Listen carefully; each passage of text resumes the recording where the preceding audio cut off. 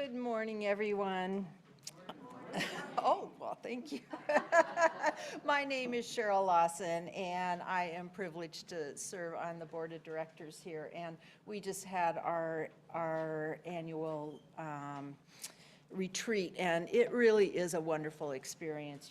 It's what a wonderful group of people to work with. And I want to thank all of you for being here today and extend a special welcome if we have any visitors.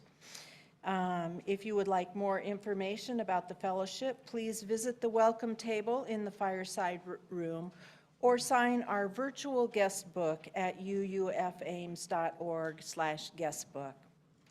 Whether you're joining us from home or are here in the fellowship hall, we invite you to stay after the service for coffee and fellowship, where you can introduce yourself and join in conversations.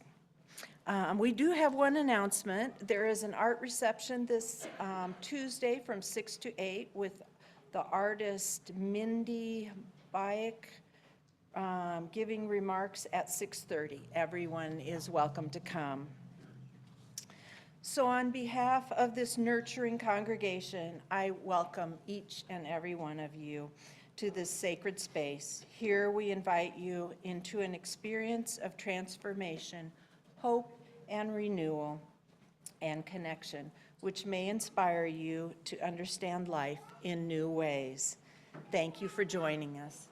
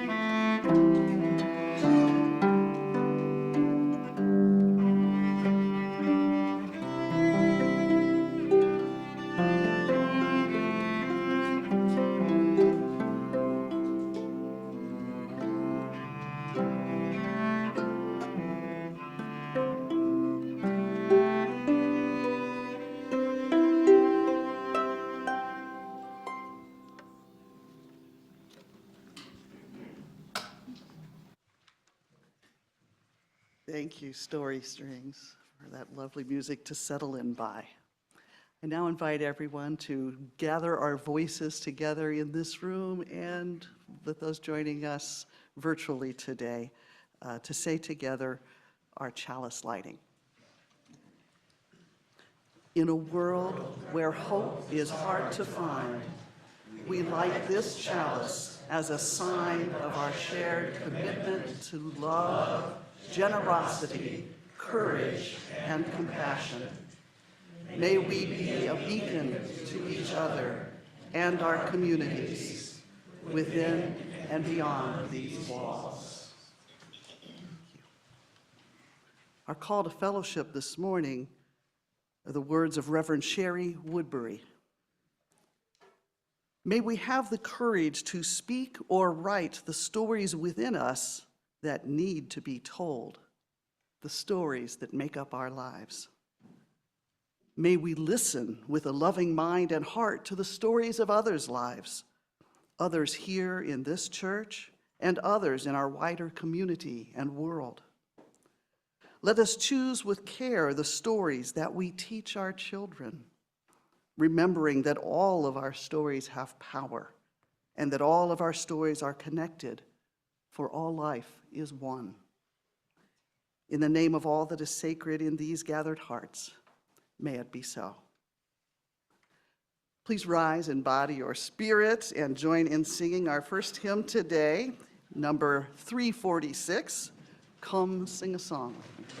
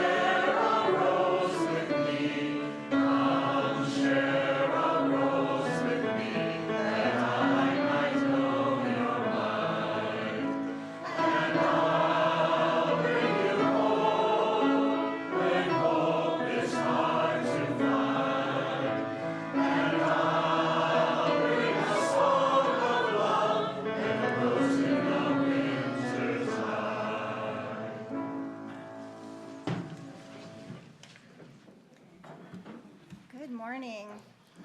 If there are any other children that would like to come join on the carpet so that you can see the pictures of the story better. So I'm sharing this story with you today, and I have a little secret for you. It's not published yet. This is just a rough draft, and you will see that it is a rough draft because I made the pictures myself. But I have an illustrator, that's the good news. But you were seeing what a book starts like. Things that you get in the library when you go and look at a book and it looks so perfect, that's not how our stories start. They start with ideas, and sometimes ideas are really messy. Exactly, yes. So,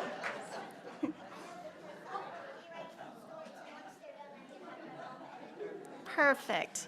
So we already have a story writer that is in need of an editor soon. Okay. So the story is about unconditional love. Do you know what unconditional means?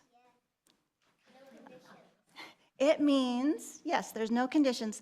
That's that love that you have, that people love you no matter what. No matter if you're imperfect. It's a good thing because we're all imperfect. There's no such thing as perfect. And so loving all of our parts that are also imperfect. That's what this unconditional love story is about. It's called Hazel and the Well. Yes. Hazel wandered inward, searching inside herself, seeking to find the well of unconditional love. The divining rod of her heart guided her to a void. Do you see how she's kind of imagining, looking for that inside her heart? That can't be right, Hazel's mind argued. But time and again, and despite venturing in new directions, the spirited wand kept circling back, pointing to the void. Perhaps my divining rod is broken, Hazel exclaimed. Perhaps I'm using it wrong. Surely nothing good could come of a deep, vast, empty space, she worried. The void frightened her. It was as ominous as it was hollow. Perhaps the well of unconditional love does not exist, Hazel complained, at least not within me. Hazel flung open the door to the outside world, looking for any well of unconditional love that she could find. Most people she encountered hurried past her, disinterested in her plight. Others had no idea what she was talking about and called her bonkers. A handful said they knew of a well of unconditional love that resided in a lofty place above planet Earth, above the sky. But Hazel would have to wait to the end of her life to go there. Thankfully, on a few rare occasions, Hazel encountered a sage. As scarce as they were scattered, each sage ladled compassion from her own inner well, overflowing Hazel's tiny collection cup. Hazel eagerly guzzled the nectar provided as the excess spilled down her chin. In drinking the last drop, she thirsted for more. You don't need my nectar, dear, the wise woman would say, and remind Hazel before parting. You have your own well of unconditional love inside of you. She almost believed them. She wanted to believe them. At last, Hazel finally protested, but when I searched inside myself, my heart's divining rod led me to a terrible void.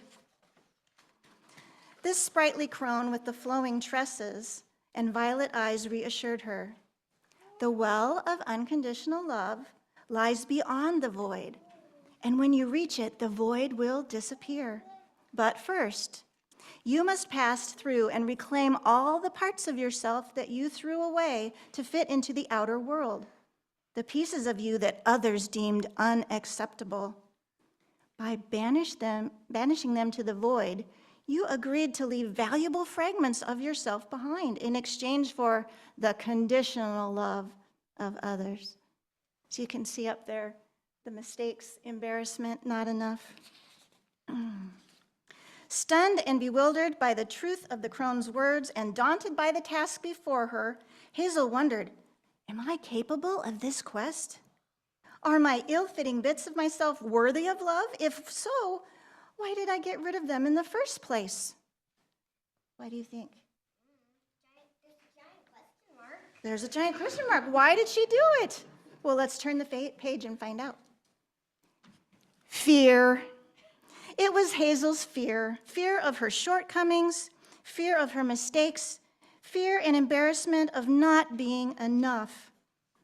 Even though fear had shred her into umpteen throwaway parts, Hazel was more afraid to face these remnants again, knowing that by dismembering them, she had disfigured herself. Will my outcasts even want to return after enduring the ultimate insult, my own rejection? Hazel fretted. No longer able to avoid the void, Hazel gulped her dread, spat her pride, and ditched the outer world and rerouted inward. I don't need this, Hazel mumbled, tossing the divining rod aside. I know the way. Hazel trekked a direct path to the cavern of nothingness. Her endless grief spilled tears, overwhelming her as Hazel crumpled at the rim's edge, bemoaning all of her losses into the pit, all those parts she threw away. Her weeping filled the former emptiness into a turbulent ocean. Shards of herself, as if newly shipwrecked, breached from the depths and bobbed in the waves, pleading for help. In an adrenaline surge, Hazel dove in, body surfing the undulating whitecaps, rescuing one crying scrap at a time, swimming to shore and back again, scavenging each amputation.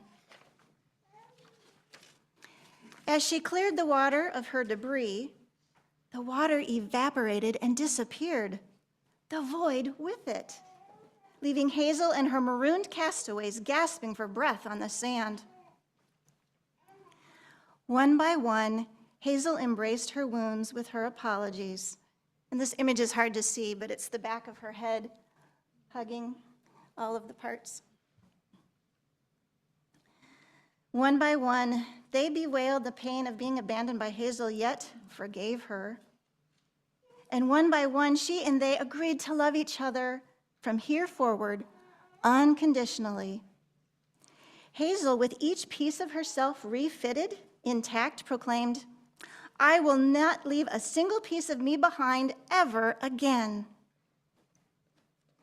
The endless well of unconditional love materialized as if out of nowhere, and exactly where it had always been, within Hazel.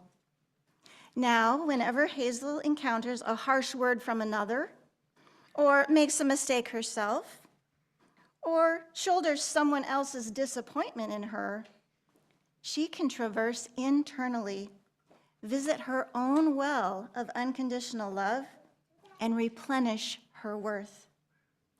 Hazel knows the way by heart. And here's what Hazel will eventually look like. She looks like a creepy doll. She looks like a cute doll. That's a good question. So her name Hazel comes from my great-grandmother, who we're going to talk about today after you leave. And then my favorite doll growing up was Raggedy Ann. And so the character kind of looks like a rag doll, even though it doesn't look exactly like Raggedy Ann. Yeah. And so that's why she looks that way. Anyway. So find your unconditional love in your heart. Put your hands on your heart. Can you find it? All right. Take your unconditional love with you up to your classrooms as we sing you out with This Little Light of Mine. Also, the other thing the heart makes, blood.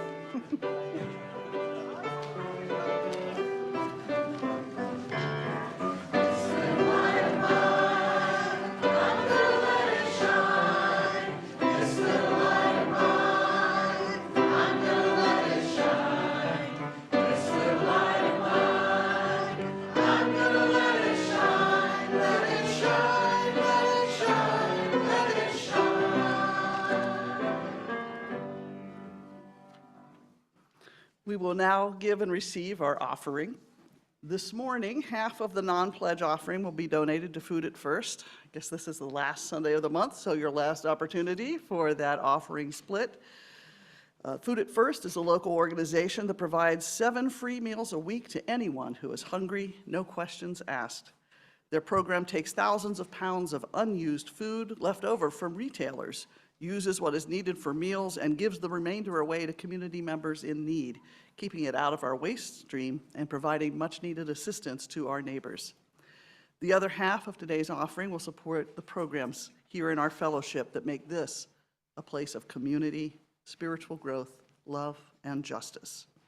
We'll pass the baskets here in Fellowship Hall, and for those of you at home or those of you here with a fancy cell phone, you can go to our uufames.org website to make your contribution today. And if you are visiting with us today, please know your presence here is gift enough.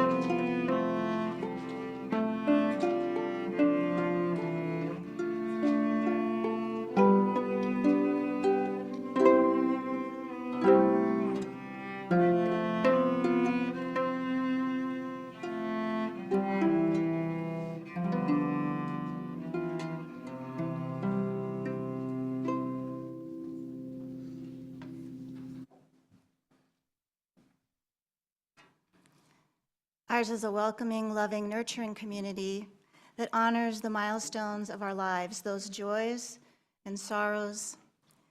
The joys are amplified when we share them together, and our sorrows are supported and lessened when we hold them together. We do not have any individual milestones for this community today, and I would just offer that we light our chalice for all of the beauty in the world and all the hurting in the world. Just knowing that our presence and our caring can be enough when we share that one-on-one with each other. And may we all be aware of who is in harm's way, and those of us who are not, may we provide comfort, support, and interference in a loving way.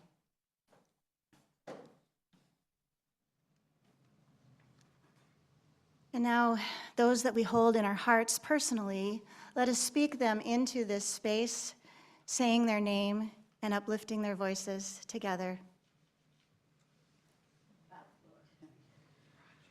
My beloved Roger. Bill Fine.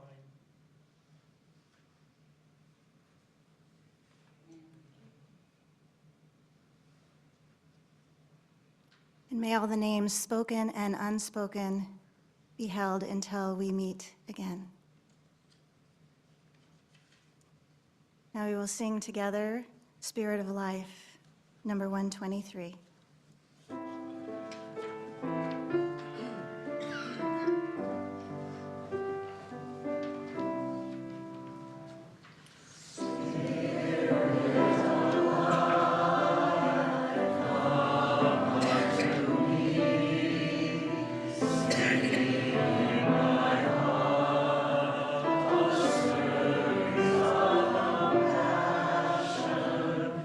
Oh,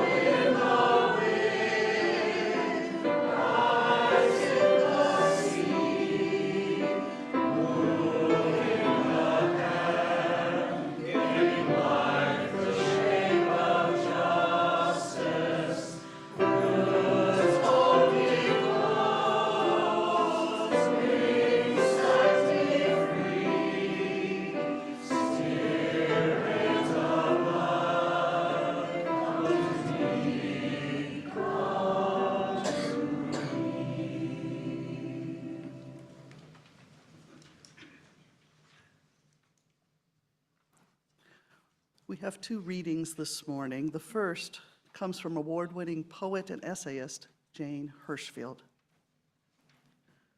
Story shields against arbitrariness and against chaos's companion, despair.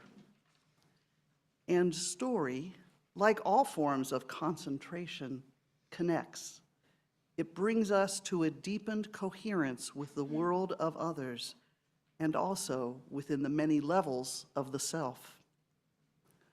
Story remains a basic human path toward the discovery and ordering of meaning and beauty. The second reading is from Joy Harjo, the previous U.S. Poet Laureate. A family is essentially a field of stories, each intricately connected. Death does not sever the connection. Rather, the story expands as it continues unwinding interdimensionally.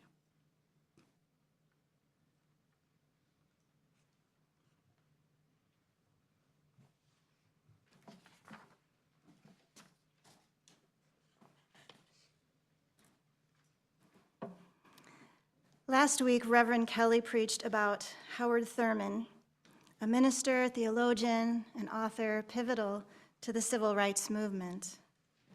Thurman's message that resonated with me stated, quote, "Don't ask yourself what the world needs. Ask yourself what makes you come alive, and go do that. Because what the world needs is people who have come alive." End quote. Did anyone else think that last week about what makes you come alive?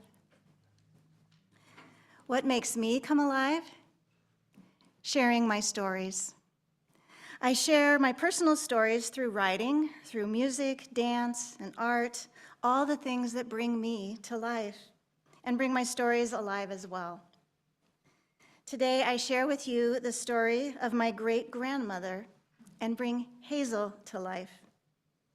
The stories we tell of our cherished loved ones live on and take new forms when we share them with others. While her obituary, written 43 years ago in 1982, marked the end of her life, it does not mark the end of her story. Her story continues. And for the next few moments, Hazel's story will be alive with us right here in this room.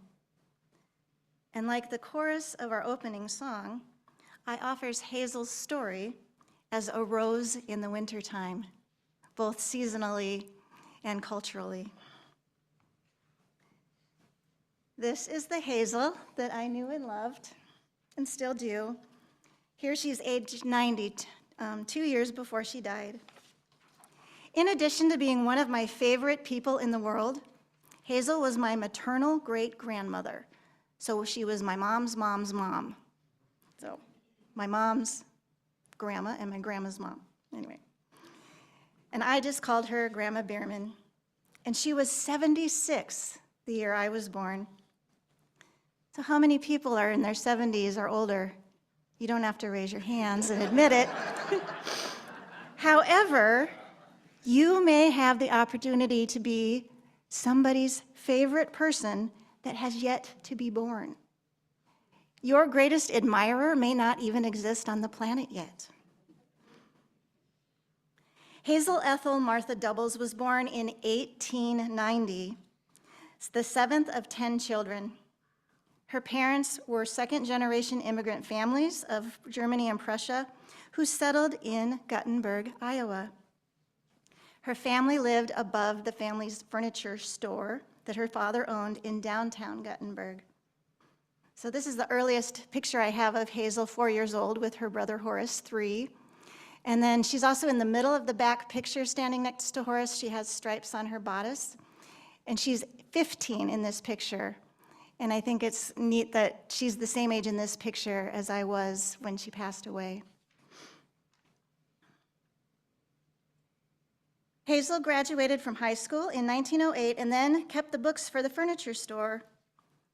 In 1913, at age 23, which was pretty old back then, for a new bride, she married Otto Bierman, a Milwaukee Railway employee who was 2 years her senior.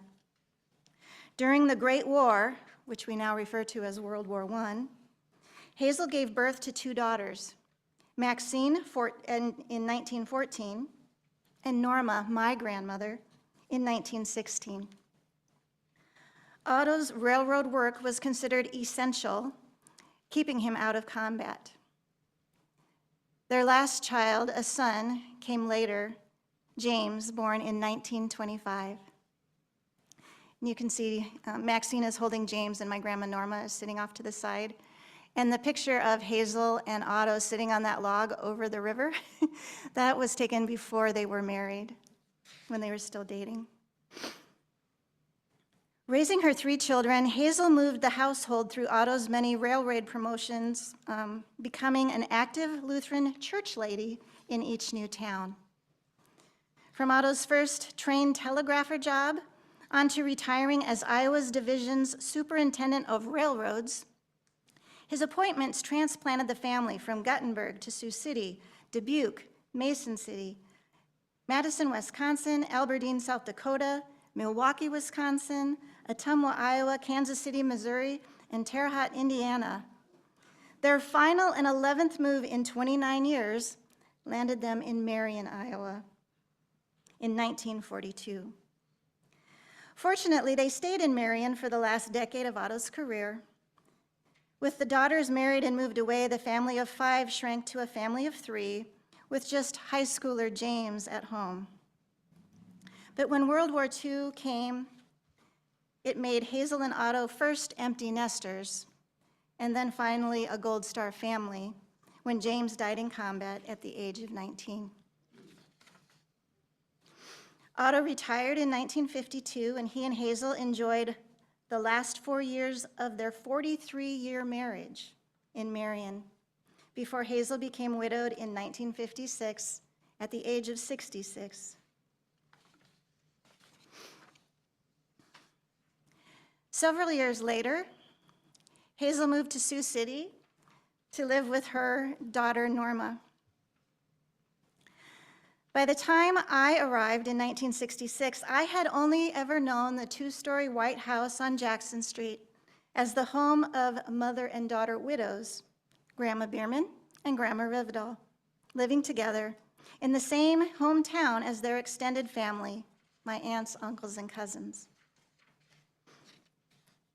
And this is the last 4-generation photo taken together, me at 15, my mom is 40, Norma is 66, and Hazel is 92. Think of the incredible events that happened in Hazel's lifetime from 1890 to 1982. I am amazed when I think of Hazel's timeline intersecting with US history and world events. The inventions, radio broadcasts, movies, TVs, home cameras, home movies, and she was baffled by my dad's VIC-20 computer. Advances in transportation beyond horses and trains, cars, buses, planes, rockets, the moon landing. She herself never learned to drive or flew in a plane. And when I get discouraged about what is happening right now, today, I remember that Hazel survived so much in her lifetime that was also unprecedented.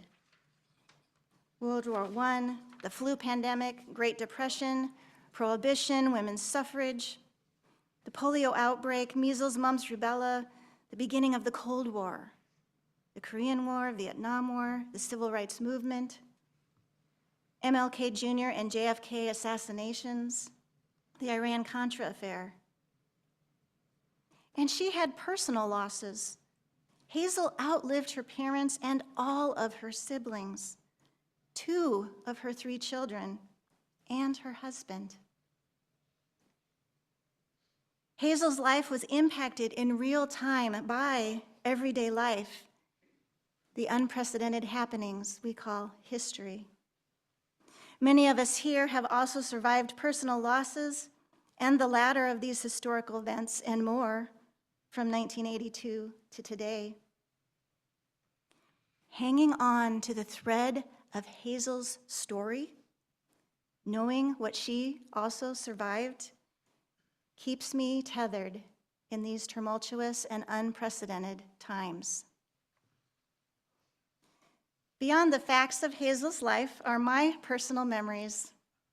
This painting hung in her kitchen and was the watercolor Hazel painted in high school in roughly 1908 or earlier, depicting the hometown of Guttenberg along the banks of the Mississippi River. Now, Hazel never met a hymn that she didn't like to sing loudly and off key. One day we were playfully singing Jingle Bells around the kitchen table, and I asked her if she'd ever rode in a one-horse open sleigh. "Oh, yes, and you wouldn't like it." She explained that when she was a girl, that's how they would visit her grandma out in the countryside an hour away. "It's freezing the whole time. No matter how bundled you got, no matter how many furs and blankets you used to cover yourself up, it was frightfully cold the whole way there. You spend the entire visit huddled around the stove trying to get warm, and by the time you can feel your fingers and toes, the visit is over, and you have to get bundled up all over just to get cold again on the ride home."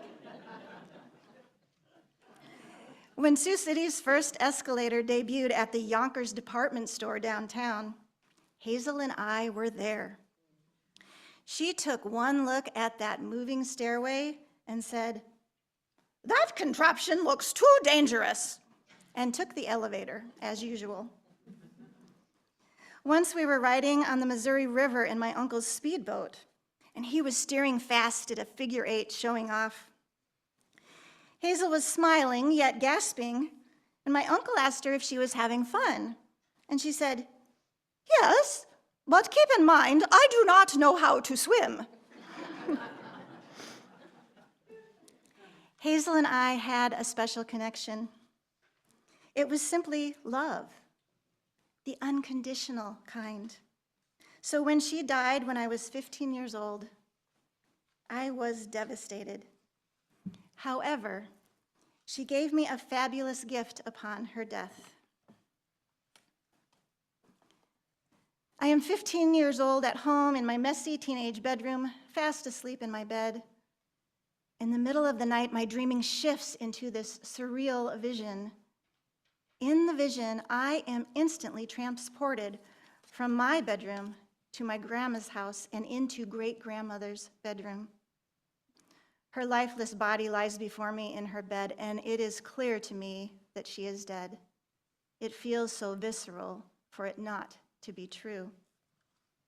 Immediately in the morning, I rush to call my grandma on the phone to confirm the dreadful news that I will hear. "Great-grandma is just fine," Grandma says casually. "I just took her morning toast and tea up to her, and she's dunking it, nibbling it as usual." To my shock and disbelief, I wonder, how can great-grandma be fine? How can she be eating breakfast? I saw her last night. She was dead. I know she was dead. How could I be so wrong about something I am so certain of? Hanging up the phone, and despite her reassurances, I implore my mom to drive to see great-grandma as soon as possible.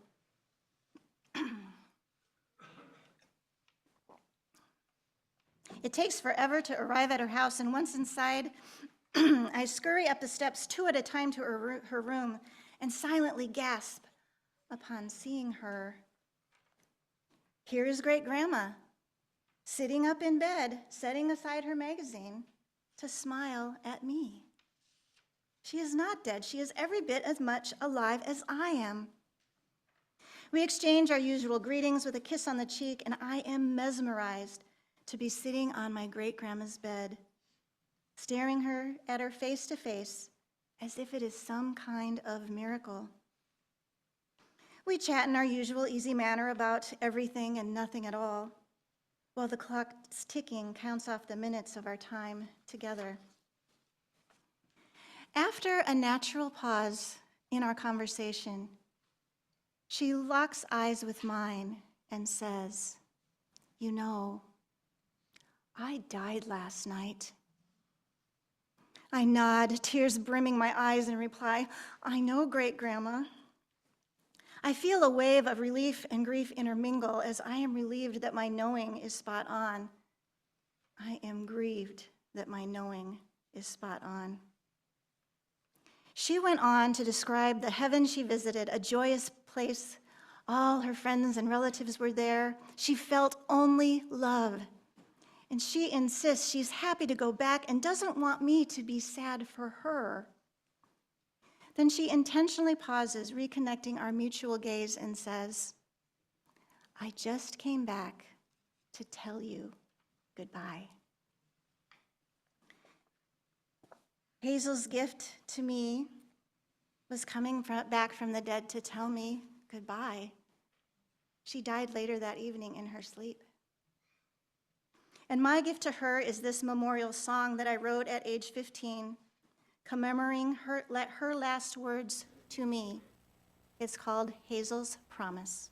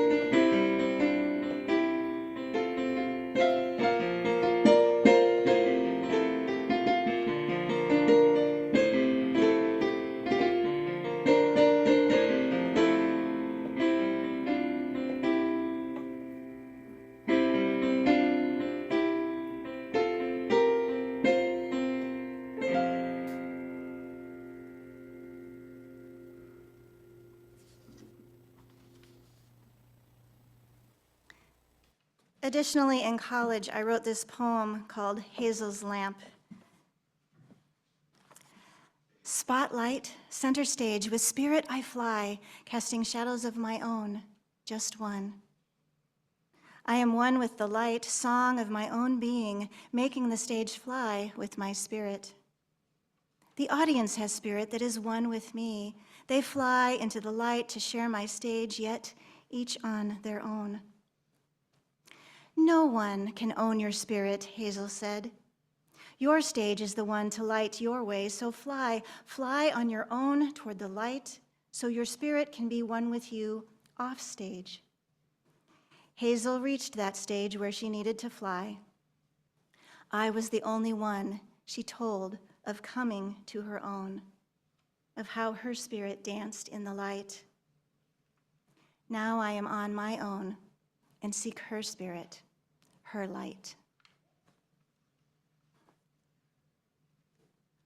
So I have another song, Grandma's Prayer, that I dedicated to her, my words to her, a plea for help when I was from beyond the grave, from when I was struggling with my own trauma and trying to integrate it. And this art collage tells a story through imagery from other sources. These aren't pictures of us, but representing Hazel's presence in my life then and now, our mystical connection. And in my memoir, all of chapter 10 is dedicated to great grandma, including my favorite story of her, the kickball game. And I've read it many times. You'll have to, if you haven't heard it, I'll happily share it with you. It's in here. And you have already heard her namesake character in my children's book, In the Works. Hazel lives on. Yes, Hazel died 43 years ago, and her story continues.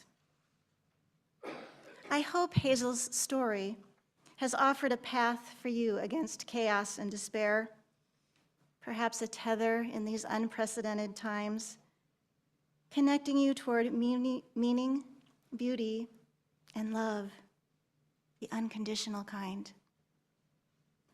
Howard Thurman was Dr. Martin Luther King Jr.'s go-to person. Hazel was my go-to person, and still is. So I leave you with more questions than answers. Who is your go-to person? Who might name you as their go-to person?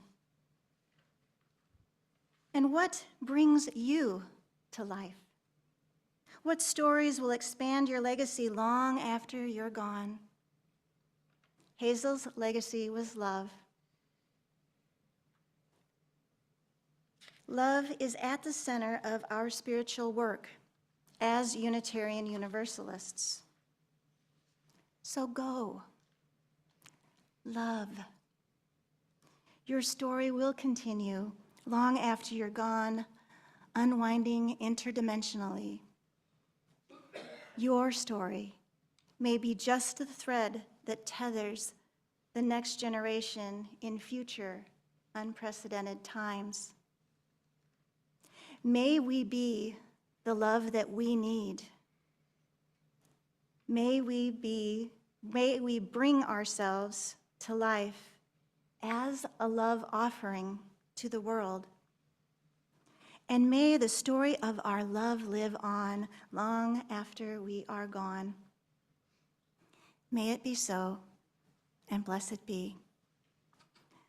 Let us now rise in body or spirit, gathering to celebrate our individual and collective stories in song as we sing hymn number 327, Gather the Spirit.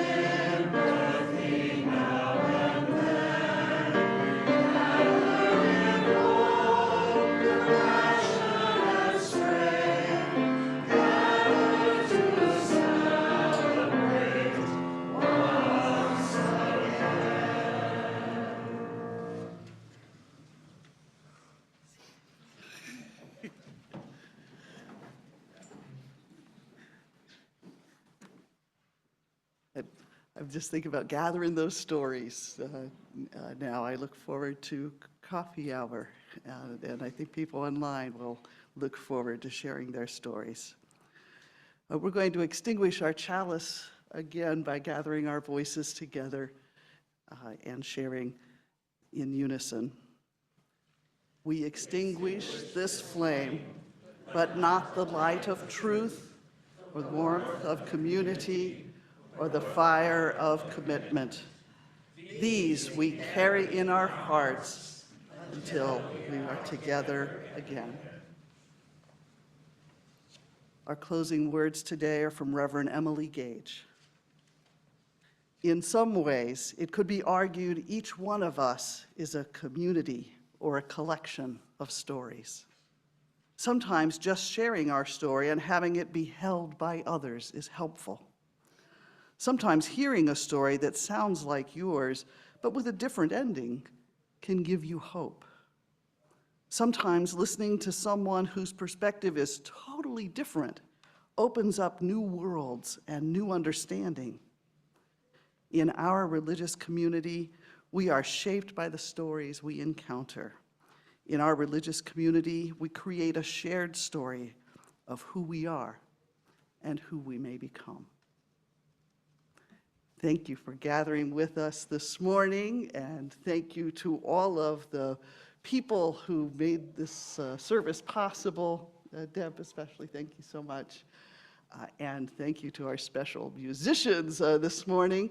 We're going to listen to their closing music. They'll do it through a couple of times, so once we'll just sit here and enjoy it, and then we can exit as they send us off to enjoy the rest of our day.